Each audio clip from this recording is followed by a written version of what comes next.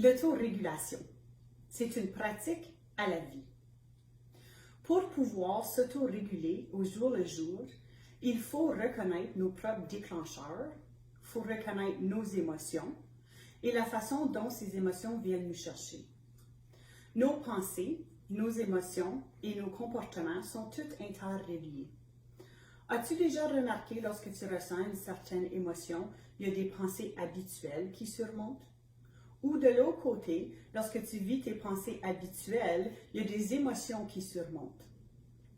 Pour pouvoir agir et non réagir à nos journées, à nos moments, il est important de trouver des petites pratiques à tous les jours à mettre en place pour pouvoir reconnaître nos émotions et avoir la capacité de s'autoréguler dans les moments hot.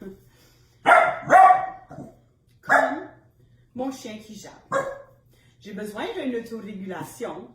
J'aurais pu arrêter ma vidéo, me fâcher, vivre certaines émotions ou tout simplement reconnaître qu'est-ce qui se passe, n'en parler, le dire à haute voix, en ricaner et continuer, comme je viens de faire. Le comportement est fini, l'émotion est partie, c'est surpassé, le chien a jappé et nous voilà en toute réalité. Fait que, quel bel exemple. Merci, Kaiser. En tout cas, il y a certaines pratiques qu'on peut mettre en place au jour le jour.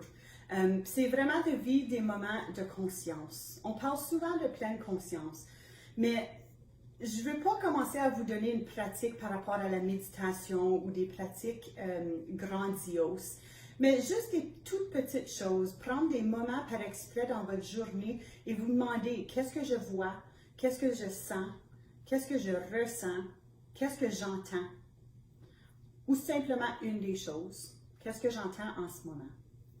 Parfois, moi, dans ma journée, je vais nommer une couleur et je vais compter combien de choses de cette couleur-là je vois. Alors, comme exemple, je vais dire vert. Là, je vais regarder dans mes entourages et je vais commencer à compter. 1, 2, 3, 4, 5. Je vois 5 choses de vert. Ensuite, je continue avec d'autres couleurs. Jaune, 1, violet, et ainsi de suite. Ça, c'est une petite façon que je mets la pleine conscience en place. Lorsque je suis dans le feu de l'action de mon émotion, j'aime à frotter mes doigts pour pouvoir compter. Alors, je fais juste commencer à la base de mon doigt et je fais 1, 2, 3, 4, 5. On dirait que ça me calme un peu. En prenant des grands respires, prenant un arrêt et un recul. Ça m'aide aussi. Lorsqu'on se sent avec une grande émotion, on se sent irrité, disons. L'irritation, c'est une grande émotion pour moi, c'est quelque chose qui surmonte en moi de temps à autre. Mais lorsque je le reconnais, je suis capable de me dire sans jugement, Mélanie, tu te sens irritée en ce moment.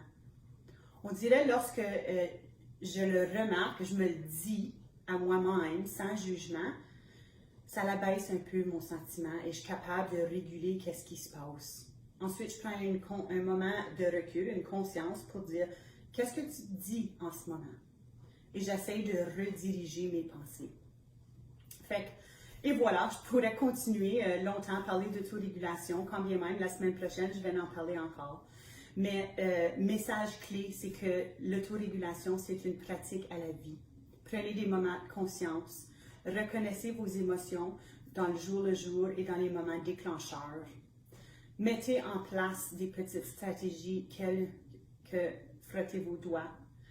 Écoutez ce que vous entendez. Pigez une couleur et nommez combien de fois vous la voyez. Lorsque vous mettez en place une petite pratique à tous les jours, vous pouvez continuer à reconnaître vos émotions et tout à coup, vous allez reconnaître que vous avez la capacité de vous autoréguler à un niveau plus élevé qu'auparavant. Je vous souhaite du succès dans le début de votre pratique et j'ai hâte d'entendre qu'est-ce que vous avez mis à l'essai ou qu'est-ce que vous faites présentement pour mettre en pratique votre propre autorégulation.